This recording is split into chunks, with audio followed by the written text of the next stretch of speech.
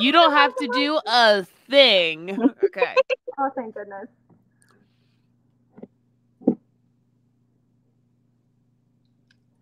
Hello, everyone. Welcome back to season 2 of Books and Booze. We're coming in strong. I'm really excited. It was a nice 2 month vacation, but I'm happy to be back into it. So I'm gonna throw to our resident book recommendation TikToker Dawn to introduce this week's author. Welcome back, everyone, for Books and Booze Season 2. And today we have the great Holly Hamilton, or if you know her, is H.L. Hamilton. Holly, how are you? I'm good. It's so nice to be a part of the podcast. How are you guys doing? We are doing great. Good. We're super excited to have you for our first guest of Season 2. So tell us a little bit about yourself. Where are you from? How long have you been writing? How many animals you have, and what are their names? Okay, so my name is Holly, or H.L. Hamilton. I'm from London, Ontario, Canada. I always say it's the crummy London, not the fun London. I'm originally from a small town of about 400 people, and there's roughly that many people in my apartment building. So it was really a culture shock when I moved here for work. So that was a little scary. As far as animal, well, I guess it was writing first. So I wrote my first book of Curses and Contempt. I started it November 4th, my birthday, in 2021. I finished it in 2022 in the beginning. Nice. It was one ADHD hyperfixation. I literally didn't like, in between clients at work, I usually have about 15 minutes, and I was writing in those 15 minutes. You know, a client would come in and I'm like, how dare you show up? Like, you're making priority right now. And you know what? My clients are actually pretty good about it. I give them all the praise in the world for that, for putting up with me. As far as my animals go, I have 2 rescues. Ellie, we got in April of 2020 when everything kind of shut down. She is the best girl. She's a husky border collie and named after Ellie in The Last of Us. Oh, then we have Cinders. He's my baby. He was also a shelter cat, and I like to say he chose me. We had just lost my family cat not long before, and it was pretty heartbreaking. But the house didn't feel right without a cat. It just didn't. So I went to the shelter and I said, I'm looking for someone between 5 and 7 months. Show me what you got. So they took me to the kitten room, which is basically just joy. I sat down and they took a nap in my lap, and I'm like, well, I guess you chose me. I guess I'm coming home with you. Or I guess you're coming home with me, rather. I have 3 cats, so I know I love cats. They're my faves. Amazing. And if you saw my stuff last year, I'm not doing it this year because, finances. I was part boarding one of my best friend's horses, and I am a hunter jumper. So I participate. I think our last show was the 2'3" hunters at our local area. And he's a off the track thoroughbred, and he's a total sweetheart. I'm coming over to your house. I want to see this. So yeah, that's the animal stuff. That's fantastic. That's awesome. Do you want to talk about a little bit what you're going to be reading for us today? So, if we need any context or anything like that. It might be helpful. So in this point, I'm very much the person from Mean Girls where she goes to say great or cool, and it turns out gruel. So you're going to hear me do that a lot. I do it all the time. So in this portion, they have just kind of finished dinner, they being Locke and Lark. Lark being the main character, it's a single POV. She very much hates Locke at this point. I kind of talk about it being a lovers to enemies to lovers kind of situation, and this is after the lovers and after the enemies part. So there is a great betrayal that goes on, and Lark is still reeling from this betrayal and has sworn her revenge, is very angry, and rightfully so. So this is now where they realize, they have to work together to some degree. She needs him to a point, but she doesn't think she's going to need him forever, so she's kind of pissed off at the moment. Awesome. Okay, all right, awesome. And the drink words are tonight. I have them right here. The drink words are heart, heartbeat, eyes, and knife. Don't forget kill. Kill's another one. Oh, and kill. I wasn't Sorry. sure if that was okay or not. Oh yeah, it's fine. You didn't write kill. That's why it's not there, Dawn. I thought I did. No, you didn't. But now it's there. So Okay, kill. my bad. I got a tall boy for this one, ladies. So I got Ooh, two I'm yellow. excited. information what you will. I have Are rum. we twinning today? Yes. Oh my gosh, go us. One I'm of us always didn't get the matching with memo. someone. Always. We had the same drinks yesterday. Yeah, we I've did. actually never had one of these before. I saw it at the liquor store today, and I'm like, that seems like right up my alley. So Well, I got both. I got the Smirnoff one and the Mike's because I didn't know they're both orange and cream or creamsicle. So I'm gonna test each and tell you which one's the I was best. gonna say I'm gonna have a review on those. All right. Yay. Well, I'm going to mute myself so you don't hear me Same. slurping while you read. You just start whenever you're ready and just let us know when you're all done. All right, so we're gonna kind of jump right in here, okay? Do you remember the blood wraiths? He asked me suddenly, bringing me right out of whatever trance I'd been in. I nodded, unsure of whatever changes in energy between us. A shiver dusted its icy fingers down my spine, remembering what I'd heard that day I'd met Locke. The wet, snapping bones sound, the clicking.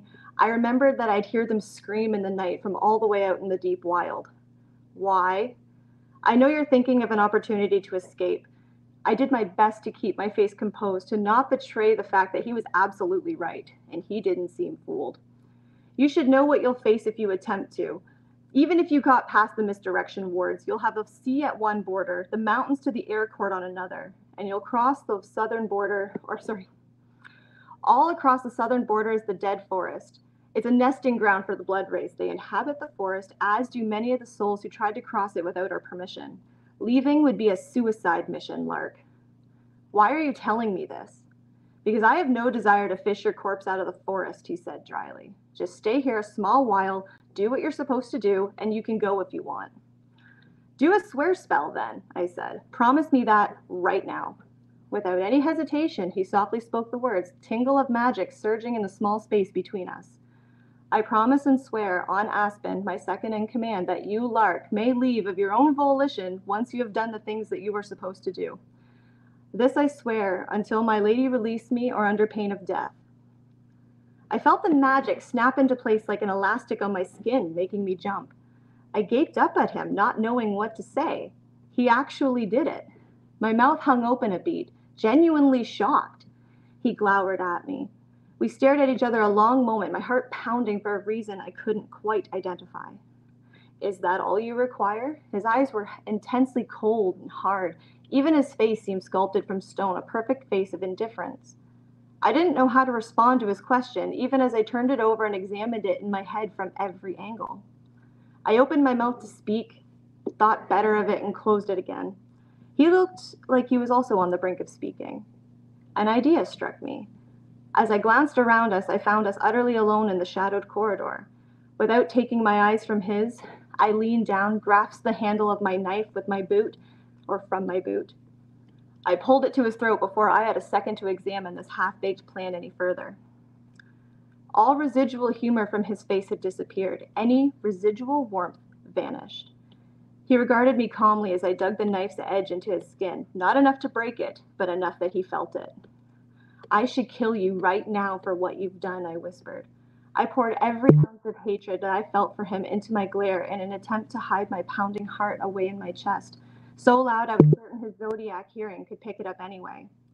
I didn't know what I was doing. My chest heaved as I dragged air in and out of my lungs, every breath feeling heavier than the last.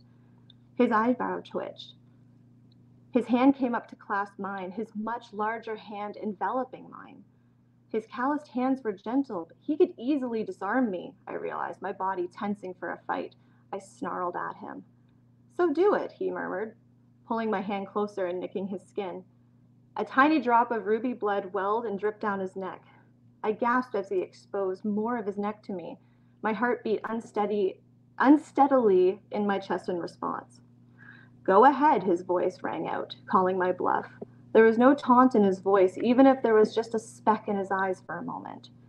My hand shook. There was too much adrenaline surging through my system, my nerves thrumming in my body, making me feel twitchy. Kill him, I thought. I willed my hand to move, slice, to end his life the way that he had betrayed me. In my mind, I saw the scene again. And in that moment, I felt something change within me. The red-hot rage that had been simmering and churning within me since I awoke here had just boiled over, and I saw red. My hand twitched. There was a sharp intake of breath that made my insides twitch. A heartbeat went by. I didn't move. Another heartbeat, and another. The only sounds were our ragged breaths. My vision began to clear, and I saw the shallow incision line I'd made. My stomach revolted, and a reaction I didn't know and didn't want to explain. The dread that had slowly been filling me had finally, come to a head. "Don't keep me in suspense, love," he drawled out, a hint of a half smirk gracing his lip. His eyes flashed with a dare. "It's killing me more than you are." My hand shook. I wanted to end it so badly. Just finish it. I was screaming at myself. His eyes never once left mine, never once stopped searching mine. And when I at last lowered my weapon, I watched him release a slow breath. "I'm not like you," I spat at him. "I'm not a monster." "I know," he said soberly before his features twisted back into that smug little grin I hated so much. "Though if you're trying to tell me you're into a little knife play, I won't hold it against you." He trailed off, his gaze slipping to that knife still clutched in my still shaking hand. He leaned in close, his mouth next to my ear. Every fiber of my being stood on end at high alert of his proximity, or at his proximity. I glared at him, stubbornly refusing to yield even an inch to him. "Unless you want me to," he finished in that low drawl of his breath on my ear. He even had the gall to wink at me as he pulled away. I huffed my disgust and turned away and moved to my rooms. A warm hand clasped my wrist and spun me back around to face Locke's chilling gaze. "If you pull that knife on me again, Lark, you'd better be sure, and you had better follow through." "Is that a threat?" I hissed between clenched teeth. He yielded nothing as his eyes barreled into mine, his face only a breath away. This coming from the one who just held a knife to my throat without any provocation. That's rich. "Fuck you. As I've said already, you're more than welcome to," he said in that husky voice of his, that sardonic smirk taunting and infuriating as ever. I wrenched my hand from his, and this time he offered no resistance as I shouldered the door open and slammed it in his face. I leaned against the door, fighting off the feeling of breathlessness. In that moment, I realized it wasn't just my hatred for him seething through me. It was hatred for myself. I had come this close to revenge, and I had failed. I couldn't do it. I heard his fading footsteps down the hall, open his door, and I was just now realizing that his rooms were so close to mine. I settled into my usual routine after locking my door. And then I didn't move for a long time. My heartbeat continued to thunder in my chest, refusing to slow. What had I nearly done? I looked down at the dagger still in my hand. My mind was both numb and racing simultaneously. I dropped it, flinching at the clattering sound, breaking the thick silence. I'd nearly killed Prince Cancer, and he'd nearly let me. Why? Just to prove to me that he didn't think I could do it? He was right. And that's it. Yay! That was so good. The pacing is really well done. Like, And you can feel the tension build up. It's not like too long that it's boring or too short that like it doesn't build. So the pacing and is I like really the well done. descriptions, like they were like you can actually like picture it in your head, and it wasn't over descriptive. It was like the perfect. Thank you. That was actually one of my all-time favorite scenes that I ever wrote. So that's why I really wanted to share this one. I know it had the few spoilers I had to kind of glance over. I didn't try to make it too obvious, but that one was I didn't notice if there was any. Stop. There were a couple times I'm like, oh, what did I say I was going to say here? Oh, snap. No one's going to know us unless they already read your book, and then, well, they already know the spoilers. That's true. That's fair. Like I said, I can't wait for October. Like, I can't wait to share my brain baby with the world. It's really exciting. I'm excited for you. Thank you, darling. Yeah. So, like, how did you start writing? Like, have you always been a writer? Or was it a process? Like, you had to build up to it? I think I always wanted to be a writer. I didn't always think I could. Hell, I still can't believe I did it. When I was a 7 or so, I tried to write a Powerpuff Girls comic. My parents have it somewhere. For the record, Pink Blossom was my favorite. Around 14, I decided to try again, not with the comic. I decided to try to write a novel for the first time. And for the life of me, I couldn't tell you what it was called, but it was kind of an angel and demon kind of situation. I couldn't even tell you what it was inspired by. All I knew is I wanted to write something. I think I got like 3 chapters. It was, in many cases of 14-year-olds, it was kind of hot garbage. That's how it goes. At 17, I think, I was in college when I tried to write, I still have it, it's called Changeling, and it was inspired after I read The Iron Fae by Julie Kagawa. I was absolutely in love with the story. I so badly wanted to have the same feelings that she had in her books. So that's what introduced me to the world of Fae, and I so fell in love with it. I'm still in love with it to this day. And actually, ACOTAR was the first thing that made me feel those same feelings after those books, several years later. So when I was 27, I'm 29 now, I had an idea, and I remembered it being almost just a daydream when the last scene from what will be book 2 came to me. And I'm like, that's kind of wild. How the hell would that even take place? So I just kind of brainstormed with myself. I'm like, well, it'd have to be really specific. Like, that wouldn't just happen overnight. And so I kind of kept going, and it turned into me and my best friend, the one whose horse I was riding, had some wine one night. And I'm like, does this sound like a stupid idea? Or this is where the best ideas come from. That's how our podcast started. We were like drinking. We're like, we're so funny, guys. We should record this. And then that's how the podcast started. So yeah, the best ideas with a bottle of wine. I love that. I fully believe that. I'm fully on board with the best ideas are alcohol fueled. Fun thing though, so were the worst ideas. So have fun choosing which ones win. But you still think they're the best at the time. You're just like, this is so great. But that's where the funny things come from when with your sober friends. Yeah. I've been both of those people. It's fun on one side of it, and sometimes it's fun on the other side of it, but not usually. Yeah.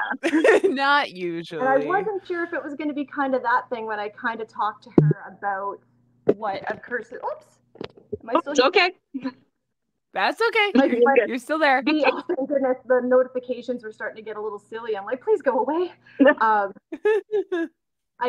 She told me that she thought it was a good story if it was going to have the emotion in it that I wanted to evoke. And that's where I put my own experiences into it, because I don't think that I can write something where, especially with big emotions, like I wanted to adequately convey, because if you weren't going to do the story with emotion, it wasn't going to be told right. So I looked inward and I brought my own experiences into it. And I think that's what makes LARC very relatable to a lot of people. I've had a lot of my ARC readers message me saying how much they've loved LARC, how much her experience, very much mimics hers.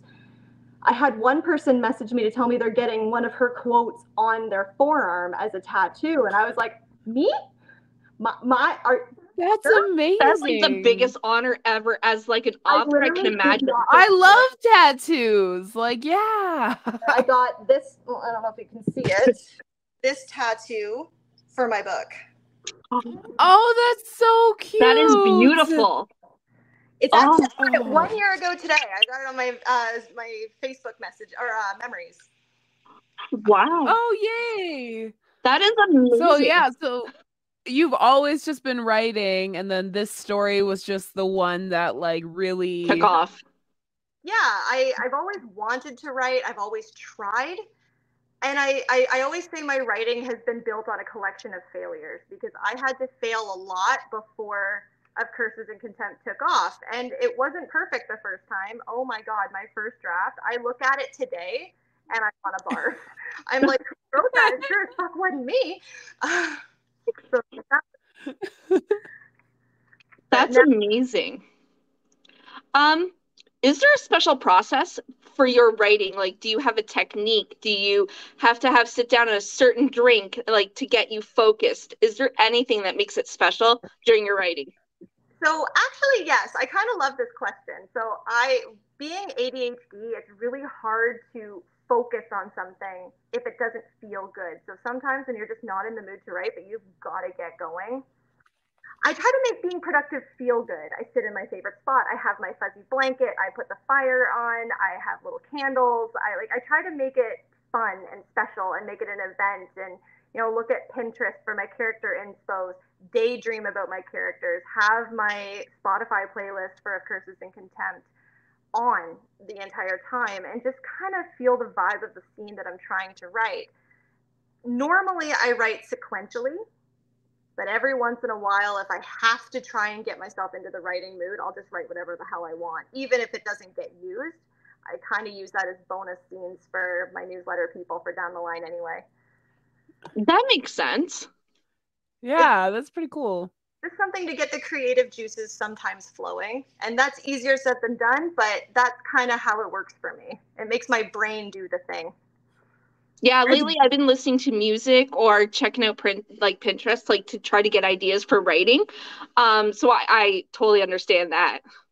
I didn't even know that Pinterest would have this stuff until after I wrote all of Curses and Contempt. I'm like, this seems like a missed opportunity. What the hell? So all the visuals that you see are based on things from video games, movies, like Loch Villain. I don't even know, like, that's how I always say it. I don't know if I spelled it the way that I say it, but that's like the main city that we see. That's like the big city. It's based on Minas Tirith from Lord of the Rings. Ah, that makes sense. That's how I picture it in my head a little bit, but I never saw inspos on Pinterest until book 2, so now I'm using it for book 2. Thank God, that makes life so much easier. Oh my gosh, it's not even close. That's so awesome. Okay, I have a question. Yeah. Do you ever think you'll write in like different genres? Is there like other genres that you might want to explore in your writing? Actually, yeah. So after book 2, I want to get that first draft done at the very least, or sorry, the second draft done at the very least. We're about 25% of the way through that. And then me and one of my close friends, who I actually connected with after I wrote Curses and Contempt, had like a little writers group. And we were really excited that, we actually met in person once, because she's from the States, I'm from Canada. We don't get to see each other very often, but it was really special. We're writing a dark romance together. Yay! My favorite. We're really excited about it. It's going to be kind of along the same vibes as Chantal Tessier's The Sinner. It's going to have a lot of the similar vibes without being the similar story. So I really inspired both of us. I really love her writing. I'm a big fan. I haven't read The Sacrifice yet, but I've mostly because I'm scared and a bit of a chicken shit. So I'm really It's good. I got to arc The Sacrifice from her. Yeah, oh my God, did. That's amazing. Oh my God, it was so good. I actually prefer it more than The Sinner. Okay, we're not going to trash talk. Like, I liked her books, don't get me wrong. I just preferred Sacrifice. Well, no, nothing's going to beat The Ritual. Nothing. Riot Archer, there's nothing going to beat him. It's but right Tyson does come close. Madeline for me. It was easily like, if Riot or Zaid, like, I don't know, like, why choose? Yeah. That would be a why choose I would be a part of. So right, like, just bring all the boys. I'm okay with it. Like, I'm equal opportunity. Like, yeah. I'm share. I can share. Exactly, right? You get it. And like, I liked Sin's story. I really liked. I can't even remember her name now. That really takes the credibility out of the story, doesn't it? I'm terrible with names at the best of times, but I really loved her story. I really liked everything about that story. Made sense to me, and I know a lot of people kind of talked negatively about it. And is it as good as the original? No, but again, what is? Right. But those vibes were something that me and my friend B is her name on TikTok really connected with for some reason, and we both really liked it. And we kind of got thinking, what if A, B, C, D, and E, and we kind of looked at each other and went, oh my God, this is a story. This is a thing. We're doing this together. It is tentatively titled Object of Obsession. and it's going to be dark enough. I'm a little scared to tell my parents about it, because my parents do know about of Curses and Contempt. They do know that there's spice. I mean, my mom was one of my first readers ever, so she was, not only did she read my spice, she read my first draft spice. Oh no! Oh no! I know, the shame. Oh no! Oh, it was so horrific. I did therapy from that alone, truthfully. Yeah, I haven't fully indulged in writing smut just yet. Like I've read so much of it. You would think like when I get there I'm going to be a pro. No, I'm descriptive. I'm not that good. That's why like when I do book reviews, I hate doing book reviews. I hate repeating the story that I just read. I can't do it. And it sucks because I want to be a writer, so descriptive things should be my thing. But no, it's like writing blurbs on the back of a book. It's one of them. So hard. Yeah, like you have to describe the story in like one paragraph. Not going to happen. And not spoil anything. Right? Took me 4 months to write my first book. It took me double that to write the blurb. I'm not kidding. Yeah, it's that long. Everyone tells me that's like the worst part about like the writing process of it all. And then of course like they have other challenges during like things, but like yeah, that is speaking of challenges, what is the biggest challenge with writing? For me, it's just starting, because once I get going, and I know once I get going I'll be fine, I can really hit my stride, even if I need to like edit it later. Because usually it's the first paragraph or two where I'm setting the scene where I'm like, nope, that's horrible, but like move on. And I can edit that. And I always say you can't edit a blank page, but you can edit words that exist. So like I don't care if they're terrible. And I know that me being a perfectionist is a whole other thing. As I'm going, it just kind of, I hit my stride and I go. And I know that I'll just get lost into that world, and I love my partner more than anything, but he always has a knack for coming out right when I have kind of hyper focused on it and I'm in the zone, like I'm in Meridian, like Lark and Locke are here. And he's like, hey, what do you want for dinner? I'm like, oh, I don't know. You know where the kitchen is, like go. And it's honestly, he's so innocent about it. Like, this isn't me shit talking him. He's actually in the other room. I just such a giggle out of it, because it's never when I'm just kind of humming and hawing, procrastinating on TikTok or Instagram or talking to my friends. It's always when I'm like right into it. And it's so funny because it never fails. You're going to have like... I feel like they have like a radar. Like, because like my husband does the same thing. So like I'll be like in the middle of something and then he'll just peek in and he'll just say hi, and I'm just like, I'm busy. How many times has my husband done it during our podcast? Like almost. Oh yeah. So many, like he'll come like right out of like view and he'll like do like obnoxious things, like, you know, shake his junk or something at me, and I'm like, you know, I'm recording. Like, are you serious right now, sir? Like, really? Please tell me you are actually unable to keep a straight face, because I know I could. No, I can't. Like, they know. They're just like, Dave's in the room, isn't he? I'm like, yeah, he is. Yeah, he is. Oh, I love that so much. Yeah, I can't keep a straight face. It just doesn't happen. So, what advice would you give to new aspiring writers? Ooh, that's a tough question. I mean, I think I said it earlier, where you can't edit a blank page. Like, that was something that was said to me before, and it really made a lot of difference for me, because I was always the one that was like, I have to do this entire book perfectly the first time. And then the next, one bit of editing and yeah, good, bing, bam, boom, done. That is not how it works. Not even a little bit. Your first draft is basically you telling the story to yourself. It has nothing to do with you telling the story to anybody else. So if it's trash, and not if, I shouldn't say if, when it is absolute trash, that's not only accepted, it's fine. That it's supposed to be. It is basically one long book of notes for you to edit, change, and fix as you go. And it may take a couple drafts. I mean, I think of Curses and Contempt had 5 or 6 drafts, and I don't think it started to take shape until about the 4th. It's just how it goes. And book 2, I almost said the name there. Book 2, oh God, we're at almost 137,000 words on just the second draft, and I'm the one that adds words. When I of Curses and Contempt, or as I call it, OCOC, which sounds horrible, but I don't even We love it. I call it that all the time. I can't help it. It's how it goes. You should hear the next acronym. It's going to be, it's just as bad. So OCOC's last bit, or the first draft was like 100,000 words, and I finished at like 135. Book 2's next one is, like I said, we're at like 137, and we're only a quarter of the way done to the second draft. Like, you can always change, always add, always take out, but get the first draft written, because you can do so much with a first draft. True. Speaking of which, Dawn, did you write today? Not today.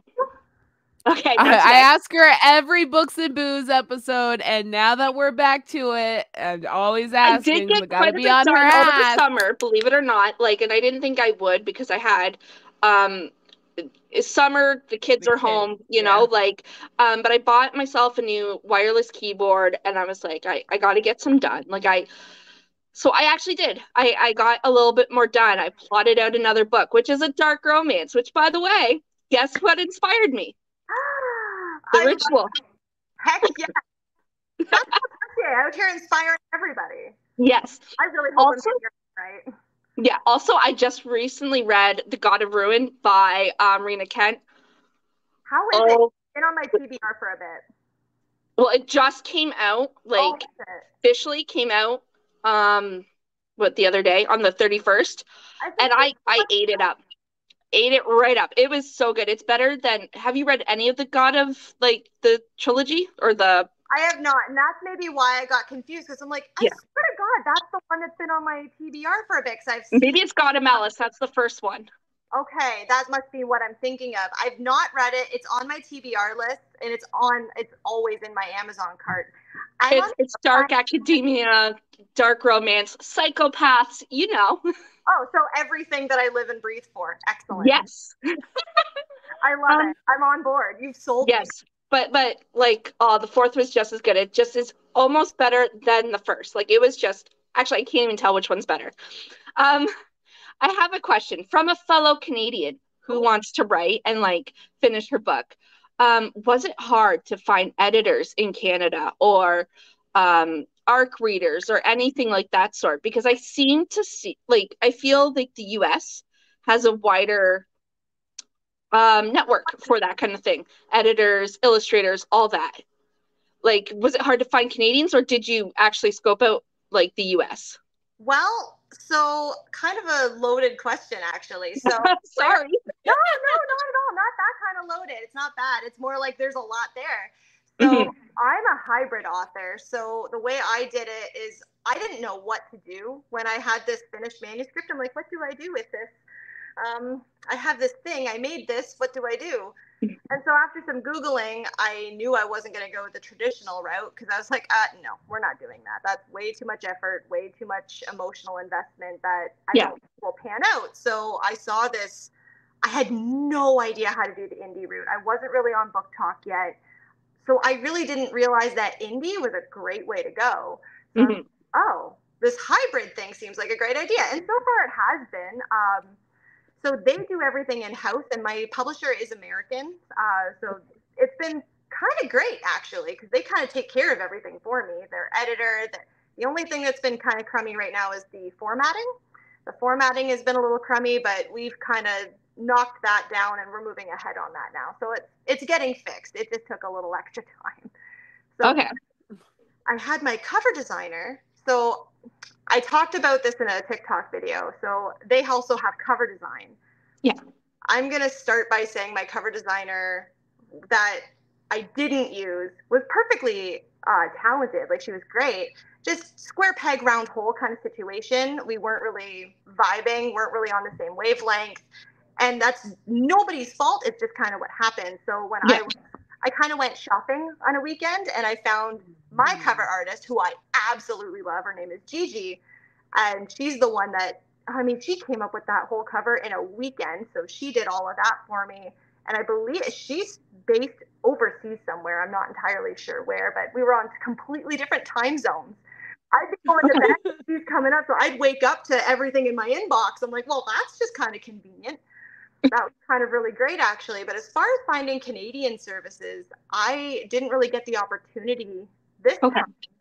But I think I'm going to try for book 2. I think I'm going to go fully indie for book 2, just to kind of do it myself. I think I've made those network connections that I feel more comfortable with. And whatever I don't know, I now have friends that do. True. Nice. Well, now you're on a Canadian podcast, so you're marketing Canadianly. You know what? I love that. Like I said, being from London, Ontario, or now I'm in such a hub, and I've met a lot of other authors from London, even if not in person, on social media. I've had people go, "Oh my God, you're from London! I'm from London too!" I'm like, "Oh, that's so cool! I love that." One of these days, we're gonna get coffee or something. That's the plan. But it's really exciting. I met Danielle Hill. She's from not too far up the way from me, and she was like, "Oh, I'm going to be in Flamborough for a book fair. Why don't you come up?" So I did, and I got to meet her, and I read her book, so it was really cool meeting an author who you read and had a relationship with on TikTok. And I'm like, "Oh my God, you're a real person. Like, that's really cool." That is amazing. That's awesome. Speaking of marketing, what do you do for marketing, especially, you know, when you're indie and stuff like that? Is there like a social media platform you prefer for marketing? So I'm gonna flat out say I suck at marketing. I have no idea what You're not the first author to say that. I am like with my head barely above water. I'm not gonna lie. So being 29 and technologically, I'm not good at technology. I am terrible. So nobody ever taught me TikTok. I love TikTok. I waste time on TikTok, but no one taught me how to do TikTok. So I feel like I'm that, you know, what do I do here, Sunny? Like, I don't know what I'm doing. But I do try. I kind of look and see what other people do. I don't try. I do my best not to copy. It's not about that. I'm like, is it that font that I'm supposed to use? Is that what's making this go? No, obviously not, but I don't know what I'm doing. Between that and Instagram, I try to make sure that, you know, whatever I do on TikTok, I try to do at least half of that on Instagram. This whole hashtags and algorithm and all of it, I have no idea how to do it. One of my friends is a social media consultant. That's what she does. And she's given me some tips and tricks, which has helped. And actually, one of the things that, as much as it's been such a pain in the patella about, you know, being hybrid means that you have a longer wait time from the time you sign your contract to the time you drop your books. I don't have the say in when the book releases. That's them. But I've been building my bookish community on my TikTok literally since a year and a half now, really. It's been that long.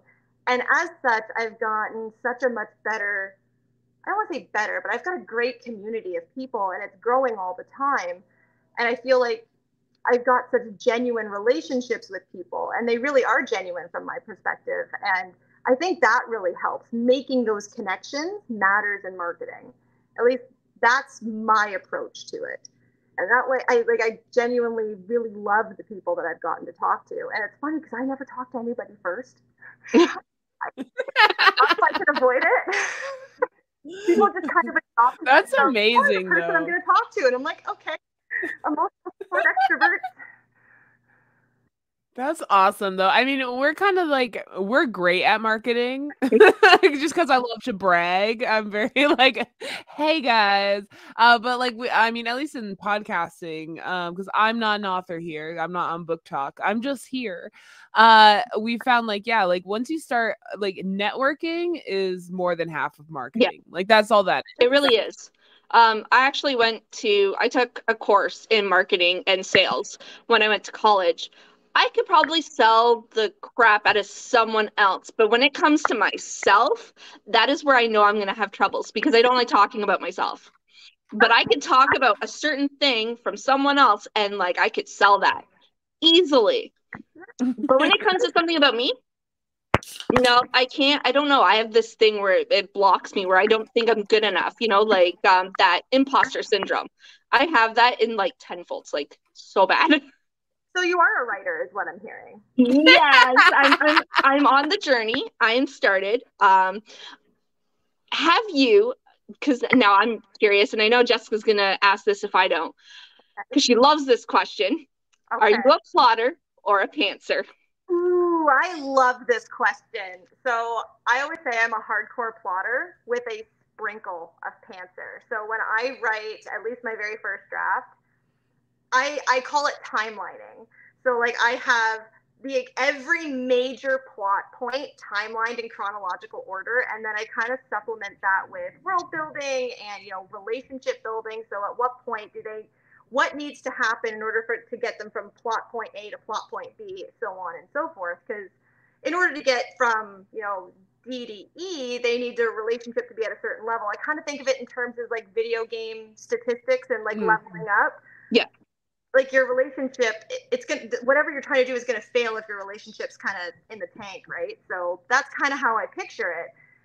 And I just kind of, monsters and world and things that make everything exciting. And at that point, I try to put it all on paper. And I look like a psycho because I have like 8 different pieces of paper, not connected, just across my desk.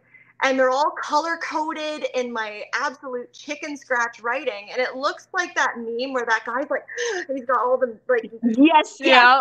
Yeah, it looks like that. But I have a story there and it makes sense to me. And then and this sounds so confining, is what my friends always say, I divvy each thing up by chapter. And even if it doesn't work out quite that way, it's like, okay, events A, B, and C need to happen in chapter A, and, blah, blah, blah need to happen in chapter 2, and that's how that's going to go.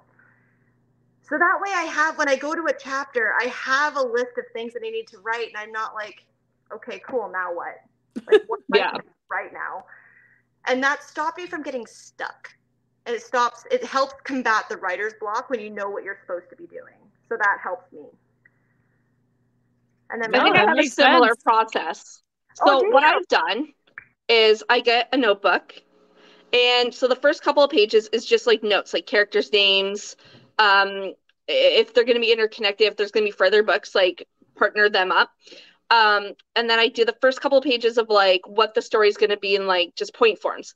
And then I'll do per chapter on what's going to happen on each chapter. Yes. Now that I've actually started writing it, things are changing like as I write, and like I'm adding chapters. I'm like, I can't fit all of this in one chapter. I have to add additional chapter. And like, so I kind of feel the same. I'm a little bit of both. Yes, and then things change and you're like, well, thank you for that. I really don't know what you want me to do with this new thing. Yeah, I'm like, why did I decide to add this now? I don't know, but I'm gonna. I know and sometimes your characters just surprise you, right? And like I have a side character that everybody really, really loves, and it kind of makes me laugh because I had no idea that people were going to take to this character so much. And I'm writing a little bit about book 2, no spoilers, I promise. It's just a silly little thing. It was a comedic relief scene, and apparently asked them to slut. And I was like, oh, this is surprising to me. And I had no idea that this was going to happen, but I think a lot of people are going to kind of enjoy this. That's awesome. I was thinking like the plotter pantser question, because I've watched a lot of author master classes, and okay, R.L. Stine, do you think he's a plotter or a pantser? Ooh, R.L. Stine, like the Goosebumps books? Yeah. Do you think he's a plotter or a pantser? I think he's a definite pantser. I don't know why. I get pantser energy from him. Some of his stuff is so out there sometimes. I feel like he thinks of it and goes, nah, that's got to go in there before I change it too much. I really do. You would think, right?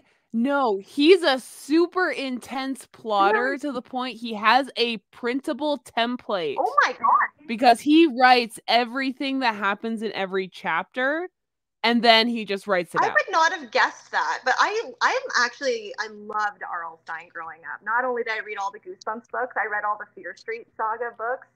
I loved them. They were so good. That was my first introduction to horror.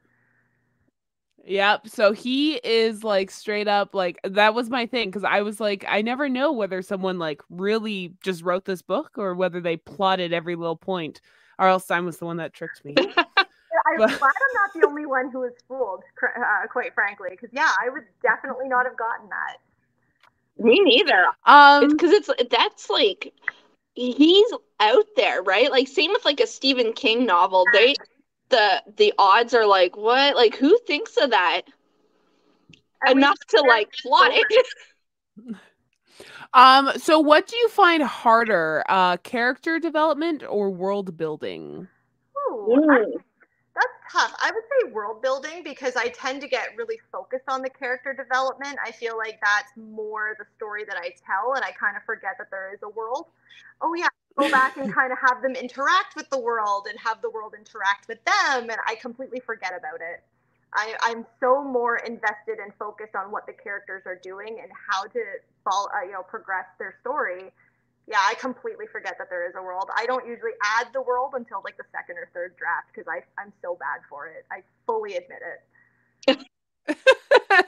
That you're not the first author to say that. And like I would agree. Like world building is hard. It's hard. There's sometimes you gotta do research. It's a lot of extra work.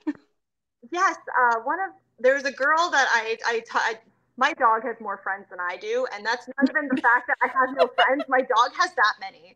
So we meet them every Friday at the dog park for our dogs to run around together. They're like best friends. It's really cute. But she used to teach English class, and she loved Stephen King too. And I guess I think it was his advice that she gave me, and it was along the lines of, if you have to do the research if you're going to be in like the real world, because if you have, say, flowers that in your mind are here but they actually exist and they're not from that specific area, people will be taken right out of the story. And I'm like, for something so small? But apparently yes, which I guess makes sense, but it's wild to me. Yeah, research is a big deal. Yeah, like it's because other people research. Readers will research. Oh, we do. Oh, do we ever? We research the author and everything. Like we go intense. We're going for it. Yeah. Like no privacy. We treat authors sometimes like celebrities, like even like indie authors, and we nosedive. We'll go like back to 2012 posts from them just to like make sure everything's good with them. We're a little intense. I'm not gonna lie. Like yeah, no, there isn't. But yeah, like we get obsessive. It's a little. I feel bad for HD Carlton. I love her. I love her, but I feel bad for her because her fans are like next level. They're like intense. I get nervous. I kind of got that vibe from the Facebook group. I was like, oh, okay. Yeah, did you hear about what happened at what was it? The book conference she just went to? No, what happened? Book Bonanza, I think it is. She got rushed. So many people like were rushed her table. And like were demanding like autographs and stuff that didn't even sign up to be part of it. And then they got mad when they didn't get it because they weren't supposed to. You're supposed to get wristbands. No. Yeah, and they didn't get. Yeah, like it was just so she got rushed. And oh my god. But she handled it in strides. Like she dealt with it, but like there was so much negativity there. Like someone got into a fist fight because they didn't get in for. Yeah, it was bad. That's wild. When you get to a fandom, I think like you always have those intense people. It's like, and like it's insane. I was just like, I felt bad for her because like now she doesn't want to do them. Well, and like it ruins it for the rest of the fans too. Mm-hmm.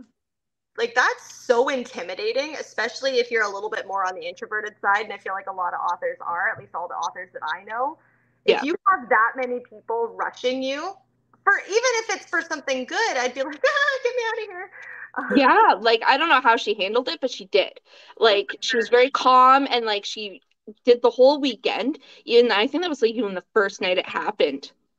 But she did the full weekend, and then she just made a Facebook post apologizing to people that she would not be doing any more meet and greets for the near future, just like through Coop and all that. And I'm like, that ruined it for other people, just because like you were gonna get in line eventually. Like, there was no reason for it.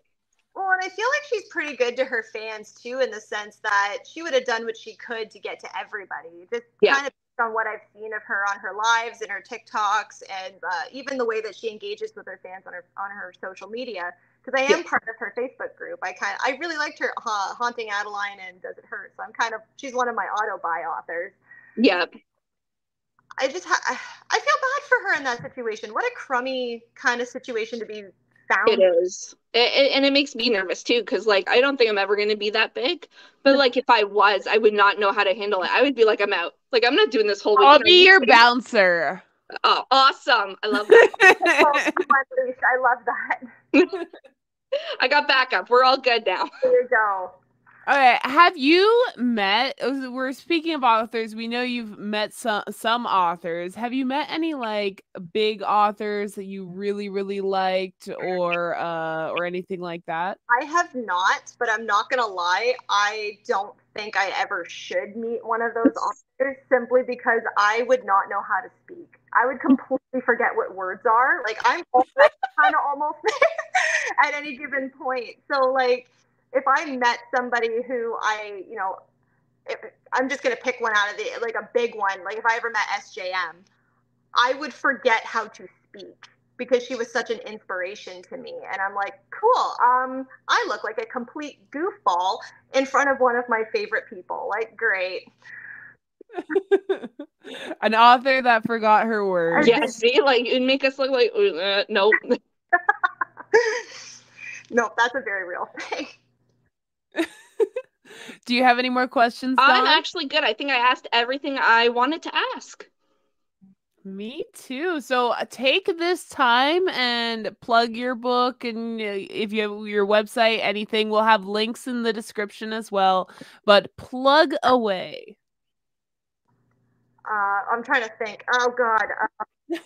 Nope. Take your time. I'm trying to remember. So on TikTok, I think I'm H.L. Hamilton author. You can always follow me there. I'm most active on my TikTok. I check it multiple times a day. My boyfriend always points it out and says I spend too much time on TikTok. He's absolutely right.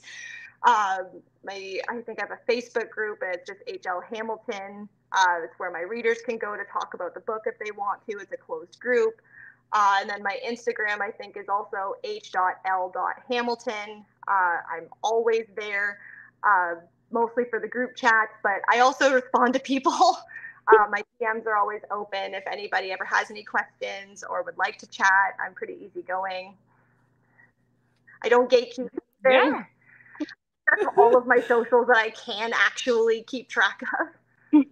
Oh no, that's good. And you have this book, and you keep mentioning book 2. When will that be well, out? I'm hoping, and I can't promise anything. It's going to kind of depend on finances too, but I'm kind of hoping for spring/early summer, ideally. It may get pushed back from that. It's going to depend on editing. It's going to depend on all that stuff, but I'm really pushing for that right now. Amazing. So people have time from now till then to read the first book. Yes, and read it, process it, digest it, get angry with me. That's all fine. Take notes, insert yourself in that world. It's going to be fun. I'm really looking forward to it just because, like, my ARC readers have had very visceral reactions to some of the things that happen in the book. And I get a lot of messages of, you bitch, how can you do this? And I cackle on the other side of that screen. I have a bit of. That's how you know your book's good. As soon as you hear the sentence, you bitch, you did something right. If you're eliciting a reaction, yep, then your writing did something. It makes my heart happy. I feel like I'm getting revenge for all the times other authors left me on cliffhangers. So sorry, readers, y'all are my guinea pigs when I get revenge from all their stuff. So I'm not stopping this particular cycle. I'm thoroughly enjoying it. I'm not gonna lie. I love it. Well, thank you so much, Holly, for coming on our show and being the first episode of season 2 of Books and Booze. Thank you for starting us off for season 2. I had a blast being here tonight, ladies. Thank you so much for having me on. Oh, it's a pleasure. Thank Honestly, you. We loved it. You are great.